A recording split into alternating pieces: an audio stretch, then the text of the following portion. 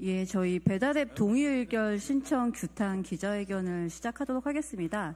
지난 11일에 쿠팡이츠와 배달앱 민족이 지금 조사를 받고 있는 최대우 요구와 그다음에 무료 배달 용어 사용과 관련해서 조사 중에 지금 동의 의결을 신청했다고 합니다. 하지만 소비자, 중소상인, 자영업자, 시민사회단체는 최대우 요구와 같은 불공정 행위가 이미 플랫폼 시장에 구조적으로 자리 잡고 있는 불공정 행위이기 때문에 자진 시정 방안을 통해서 해결될 수 없다. 게다가 대화가 오가는 과정에서 어떤 진정성 있는 해결 방안을 모색하지 않은 채 진행된 동의 의결에 대해서 굉장히 문제의식을 갖고 있습니다. 그래서 오늘 소비자 시민사회 단체와 함께 더불어민주당 을지로위원회에서 기자회견을 진행하게 되었습니다. 참석자 먼저 소개해 드리겠습니다. 더불어민주당 을지로위원회에서 많은 의원님들 참석해 주셨습니다. 남인순 의원님 참석하셨습니다. 박주민 의원님 참석하셨습니다. 김남근 의원님 참석하셨습니다. 김현정 의원님 참석하셨습니다. 이강일 의원님 참석하셨습니다. 예, 그리고 시민사회 소비자 단체, 자영업자 단체에서는 전국 가맹점주 협의회 김진호 의장님, 이중선 사무국장님 참석하셨습니다. 공정한 플랫폼을 위한 사장협회 김준영 공동의장님 참석하셨습니다. 민변 민생경제위원회 이주환 변호사님 참석하셨습니다. 예, 사회를 맡은 저는 참여연대 협동사무처장 맡고 있는 김은정이고요. 참여연대 민생경제팀에서 이현주 간사도 함께하고 있습니다. 그럼 먼저 의원님들 발언부터 들어보려고 하는데요. 지금 을지로위원회 위원장 맡고 계시는 민병덕 의원님께서 들어오고 계시는데요. 예, 숨이 좀 차시겠지만 민병덕 의원님 발언부터 듣고 시작하도록 하겠습니다. 순서는 민병덕 의원님 먼저 진행해 주시고 남인순, 박주민, 김남근, 김현정, 이강희 의원님께서 순서대로 진행해 주시겠습니다. 네, 반갑습니다. 예, 힘없는 자들의 힘, 더불어민주당 을지로위원회, 을지로위원장 민병덕입니다.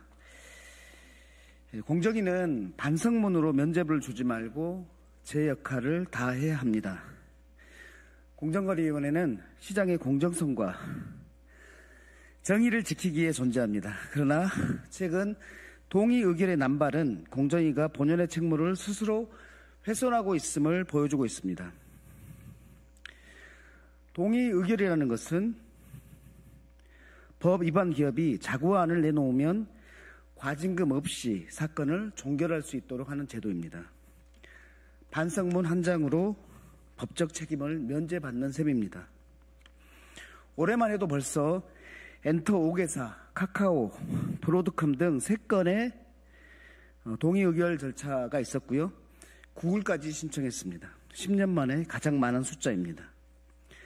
이러한 흐름은 분명한 위법 행위에 대해 강력한 제재를 가해야 할 공정위가 손쉬운 사건 종결에 급급해서 기업의 부당행위를 사실상 방조하는 것으로 보일 수 있습니다.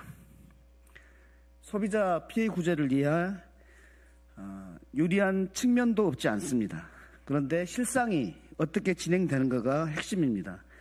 자구안에 대한 철저한 후속 검증이 있었느냐, 이런 부분이 문제고, 이것이 제대로 되지 않으면 소송 부담을 줄이려는 땜질 처방에 불과하다는 평가를 받을 수도 있습니다. 그런데 배달앱과 관련된 동의 의결, 이 부분에 대해서는 실은 동의하기 어렵습니다. 왜냐하면 자구안을 동의하기 어렵기 때문입니다. 그래서 공정위는 과징금 부과와 고발 조치를 통해서 시장 질서를 바로잡아야 할 사안에 대해서는 반드시 바로잡아야 됩니다. 이번 사안에서 기업에다가 면죄부를 주는 행태를 해서는 안 된다고 생각합니다. 정의 실현에 시간이 걸리더라도 책임을 명확히 물어야 되는 사안에 대해서는 물어야 됩니다. 배달앱 동의 의결에 대해서 반대한다는 말씀을 드립니다.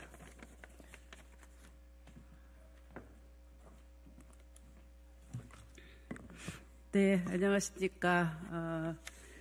더불어민주당의 을지로위원회 소속 송파병의 남인순 국회의원입니다.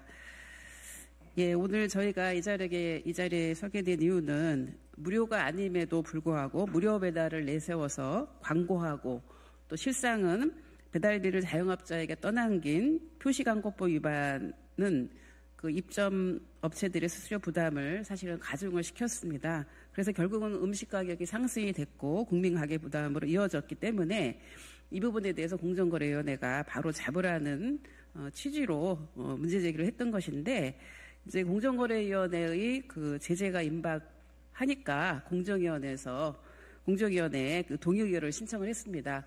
뭐 동의 의결이라는 표현이 그럴 듯하긴 한데요. 사실은 저희 더불어민주당에서는 여러 번 이 배달 앱과 관련해서 무료 배달이 갖고 있는 허구에 대해서 문제 제기를 했었고, 제대로 공정거래하고 상생 협약을 하기 위해서 여러 번 문제 제기를 했었습니다. 그런 과정이 있었기 때문에 이제 와서 동의 의결을 신청한 것 자체가 제가 볼 때는 국민들이 동의하기 어렵다고 생각을 합니다. 그래서 공정거래위원회가 원래 하려고 했던 독점에 대해서 또 불공정 거래에 대해서 금지하는 것이 공정거래위원회의 역할이니까 제대로 이 독점 플랫폼의 불공정 문제를 바로 잡아주시기 바랍니다. 예, 이상입니다.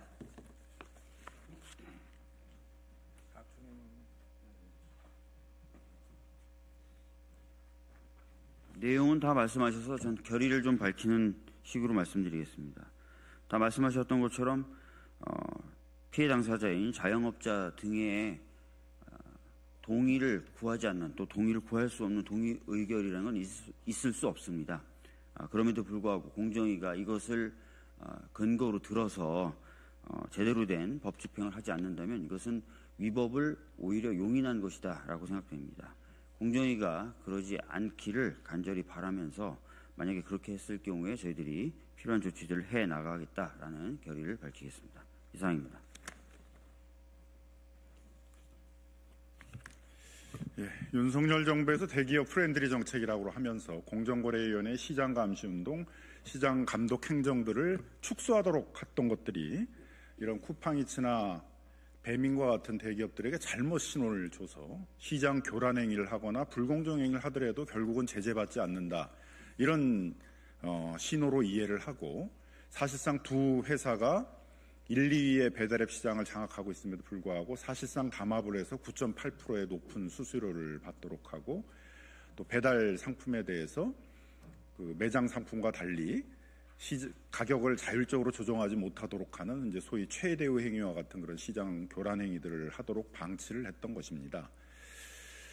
우리 국회에서 이 배달 시장에 있어서, 배달앱 시장에 있어서의 이런 시장 교란 행위가 굉장히 심각하고 자영업자에 주는 피해가 크기 때문에 사회적 대화 기구를 만들고 사회적 대화를 통해서 이런 과도한 수수료를 인하하고 영세상인 소상인들에 대한 우대 수수료를 도입하자고 하는 그런 상생 협약들을 추진하고 있는데, 이렇게 공정거래위원회가 여차하게 되게 되면 동의 의결을 해줄 수 있다라는 신호를 보내주니까 최근에는 쿠팡이츠나 배달의 민족들이 아예 사회적 대화에 응하지 않거나 또는 사회적 대화 기구에 들어와서도 소극적인 행동으로 일관하고 있습니다. 특히 배달의 민족 같은 경우는 우리 자영업자들이 그 앞에서 이 과도한 수수료 문제를 시정해 줄 것을 요구하면서 수개월째 농성을 하고 있는데도 아예 문제 해결에 나서지 않는 태도를 보여주고 있는데, 이렇게 오만방자한 태도를 쿠팡이츠와 배민이 보이고 있는 것들은 결국 뒤에 있는 공정거래위원회가 자신들을 제재하지 않을 거다, 자신들의 그런 시장 교란 행위에 대해서도 과징금 처분이나 이런 걸 하지 않을 것이다라는 그런 잘못된 믿음을 가졌기 때문입니다.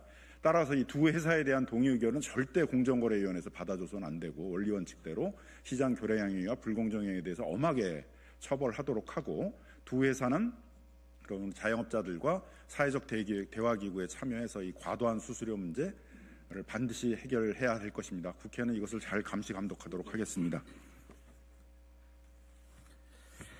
네, 정무위 소속 평택시병 국회의원 김현정입니다.